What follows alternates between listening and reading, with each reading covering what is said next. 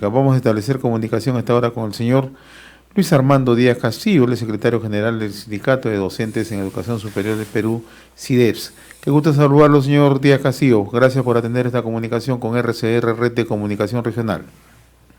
A ustedes muy agradecido por darme la oportunidad de poder conversar un tema tan importante que concierne a la problemática de los institutos y escuelas de educación superior del Perú. En efecto, ustedes acaban de emitir un pronunciamiento público dirigido al propio presidente de la República, donde están exigiendo una serie de demandas al gobierno, como el mayor presupuesto para superar la brecha de conectividad en el desarrollo virtual de los procesos, la atención a los derechos laborales, ¿no? Y un rechazo a un conjunto de propuestas legislativas, ¿no? Por favor, básicamente, ¿en qué consiste este pronunciamiento? Bueno, ese pronunciamiento lo hemos realizado en base a las exigencias y a las informaciones que tenemos de todo el país, donde más del 70% de los estudiantes y aproximadamente un 20% de docentes de los institutos y escuelas de educación superior no cuentan con internet en su casa. Por eso solicitamos destinar un presupuesto para superar esta brecha de conectividad y así garantizar un adecuado servicio de educación no presencial que asegure el desarrollo de las competencias profesionales que deben adquirir durante su formación los futuros profesionales. Con respecto al otro tema del pronunciamiento, es que debido a la propagación de la pandemia del COVID-19, exigimos al gobierno transferir a los institutos y escuelas superiores a través de las regiones el presupuesto necesario para mejorar las condiciones de higiene y salubridad, es decir, acondicionamiento y reparación de servicios higiénicos, materiales y equipos de limpieza, etcétera, que evite la propagación de la enfermedad entre los estudiantes y docentes cuando se retorne a la educación presencial o semipresencial. Con respecto a la transferencia presupuestal a las regiones para efectuar el pago de asignaciones por desempeño en puestos de gestión pedagógica, por trabajo en zona rural o de frontera, por institutos y escuelas de educación superior bilingüe, y el pago de los subsidios por luto y sepelio, cuyos montos están previstos ya en el Decreto Supremo 357 del 2019 de Economía y Finanzas, y cuentan con un presupuesto desde enero del presente año y a la actualidad no efectiviza este pago de asignaciones y por desempeño, etcétera. Entonces, teniendo el dinero, teniendo los recursos, el Estado inoperante, ya estamos en el mes de julio y hasta ahora no es capaz de atender justamente estas asignaciones laborales que están previstos ya en el Decreto Supremo, que vuelvo a reiterar, el 357 del 2019 EF, o sea, de Economía y Finanzas, y cuentan con presupuestos de enero del presente año. Ahora, ¿cuántos docentes, señor Castillo, se encuentran en esta situación?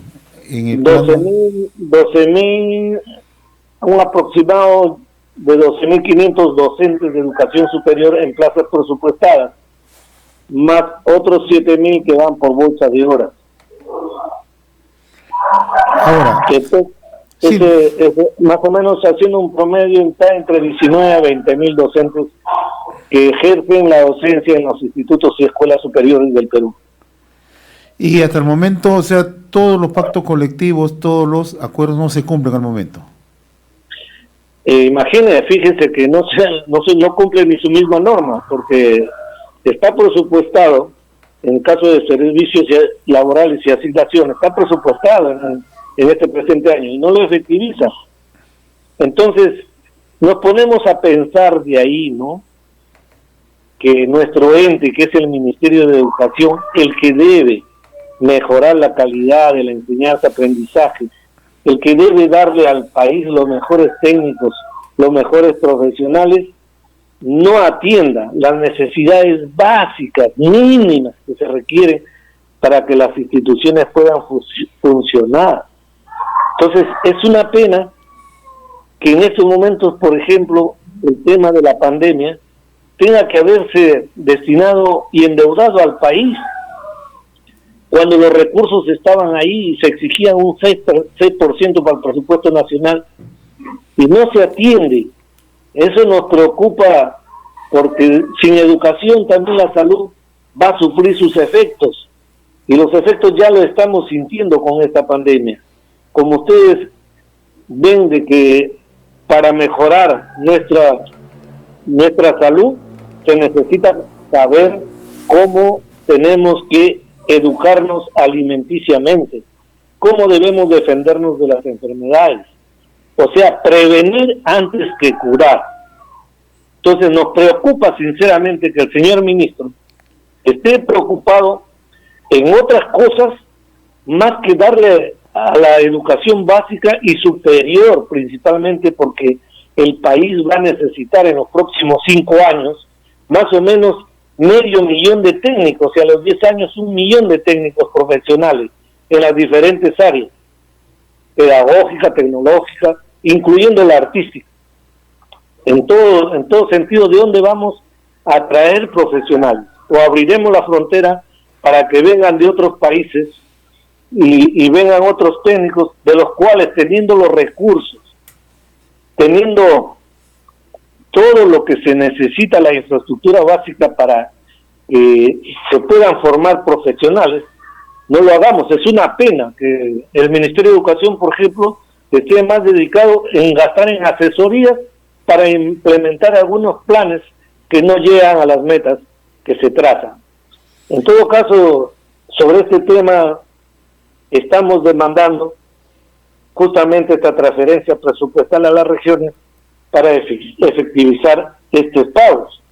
Y aparejado a ello, también urge la utilización de la RIN. La RIN es la remuneración íntegra mensual superior, y la RIN es la remuneración íntegra mensual de la educación básica. Entonces, nuestra RIN equivale al 120% de una RIN. Desde el año 2016, en que se estableció este tipo de equivalencia, solamente la educación básica ha tenido remuneraciones que han ido creciendo de acuerdo a la inflación y a la canasta familiar.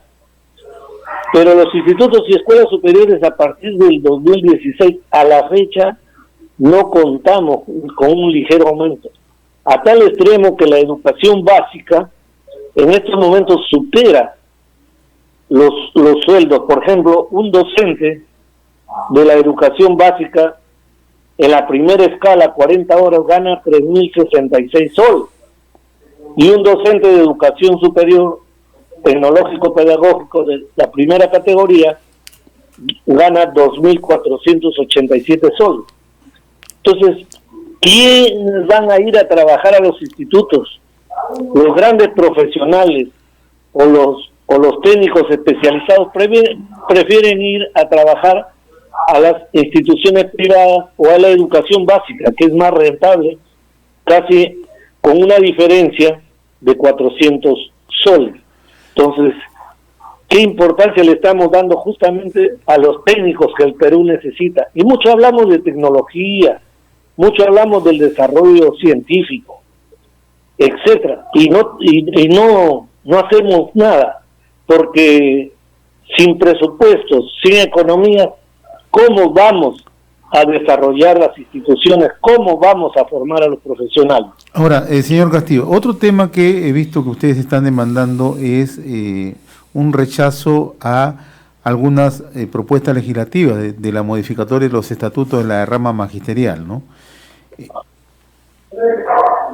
Bueno, sí, es un tema bastante importante. Nosotros somos parte de la rama magisterial, estamos en minoría, es cierto, en el directorio tenemos un representante. Cuerpo directivo son 6 y 4 representan al SUTEP, uno al Ministerio de Educación. Es decir, por proporcionalidad, nosotros le había manifestado, somos aproximadamente 20.000 docentes. Claro. Y ellos, la educación básica, llegan a 360.000 o 380.000 docentes. O sea, somos pequeños en relación a la población de la educación básica. Entonces, esa proporcionalidad se transmite al directorio. De todas suertes, la rama magisterial atiende por igual a todos, en temas de capacitación, en temas de vivienda, en temas de turismo y todo lo que puede realizar un docente cuando se da sus vacaciones. Aparte, es la única institución que da los créditos a menos porcentaje que las otras entidades financieras. Lo que pasa es que de rama magisterial no es un banco.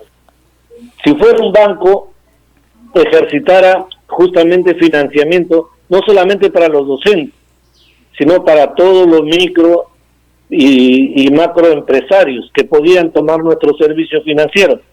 Pero por ser una entidad con finalidad previsional, es que esos recursos que se reciben de los maestros a través de los créditos que se da y a través del aporte que hacen los maestros de 0.05 de una UIT, que viene a ser 19 soles, entonces de rama magisterial realiza todas estas actividades de tipo financiero, pero dentro de los docentes.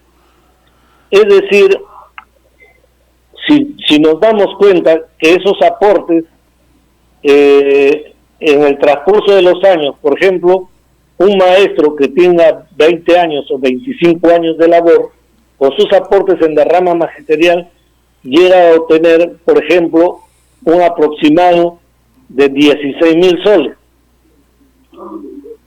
De esos 16.000 soles, más o menos 6.000 soles corresponden a sus aportes, pero esos aportes no han sido constantes, sino que conforme la UIT ha ido variando, empezaron con 2.50, con 5 soles, 7.50 y así hasta 19, de acuerdo conforme la UIT aumenta. Ahora, entonces, en la perspectiva que ustedes manejan, ¿qué fines o qué intereses se persiguen en esta propuesta de modificar los estatutos de la rama magisterial? El fin ha sido siempre un fin político, y detrás de ello los intereses ocultos de las grandes entidades bancarias. Les manifiesto como ejemplo. Ya hicieron un intento en el gobierno de Alan García, les dejaron sin ventanilla de descuento. Los profesores tuvieron que reescribirse, los profesores se reescribieron, fíjense usted, y nuevamente integraron de rama magisterial y hacían sus pagos personalmente. Pero esas entidades que hacen los descuentos reciben un porcentaje por cobrar nomás esa cuota, tampoco lo hacen gratis. Entonces, todas esas formas que la rama magisterial ha venido enfrentando y saliendo adelante, justamente también con Ollanta Humala. Ahora, profesor, pero ¿quiénes están en el Congreso en esa línea, no? ¿Qué intereses buscan, no? Bueno, en el Congreso sí está tácito la mano de los extremistas, o sea, en este caso los radicales, llamados así. Estos radicales esperan pues con tiempo, van cada vez cavando hasta destruir la institución, porque una intervención no se amerita, porque esta institución está justamente supervisada por la Superintendencia de Banca y Seguros y está en azul. Entonces, una institución que está bien gestionada y está supervisada y que está dando logros importantísimos, como ahorita, por ejemplo, el profesor que fallece de COVID va a tener una buena cantidad de dinero, o sea, sus familiares más lo que le corresponde de sus ahorros, de su cuenta que yo le explicaba. Pero ¿quiénes están detrás? ¿Quiénes tienen estos intereses? La facción seguramente de Cajamarca, que siguen permanentemente, no solamente queriendo romper a la rama magisterial, sino también romper a los gremios más importantes del país, a los que estamos registrados legal y legítimamente en el Ministerio de Trabajo y Producción del Empleo, la facción del señor Castillo, Pedro Castillo. Ese señor siempre, su tema ha sido de rama magisterial, y ellos constantemente, con un trabajo perseverante, pero para destruir, no para darles el sitial que corresponde a la institución, están generando una serie de proyectos que al final, con un directorio a su favor, van a manejarla a su antojo. Y los intereses ocultos también del Estado, de tener pues de repente representantes para que también conjuntamente puedan distribuirse los 2.000 millones, 2.500 millones que tiene de rama magisterial. O sea, la plata de los maestros de repente utilizarlos o desviarlos a otras cuentas que el Estado debe asumir con responsabilidad. Si me pongo un poco a reflexionar, digo, el Estado, por ejemplo, los descuentos que hace, justamente las AFP y la otra, la ONP, los descuentos de la ONP no los tiene el Estado. No los tiene. Yo sé que no los tiene porque no sabe cuánto le corresponde a un profesor. Si tú preguntas cuánto tiene, no te dan información. A la AFP sí, pero la AFP es privada. Entonces me parece, como hay un reclamo nacional para que la plata de la ONP también se repartan entre los docentes y ellos no tienen la plata, entonces puede ser que de la rama magisterial se saque el dinero y se mate a la gallinita de los huevos de oro. Muy bien. Ahora, sí. Doctor, señor Díaz, ¿cuál es la situación que están atravesando los docentes, ya sin hacer un mayor distingo si son de educación superior o otros niveles, en esta época, durante esta pandemia, y cómo advierten ustedes la situación post pandemia o post cuarentena? La situación de que en esta pandemia el año ya se perdió, porque usted analice, hay una gran deserción escolar. ¿Cómo se va a justificar eso? Por lo que ya le mencioné, hay una brecha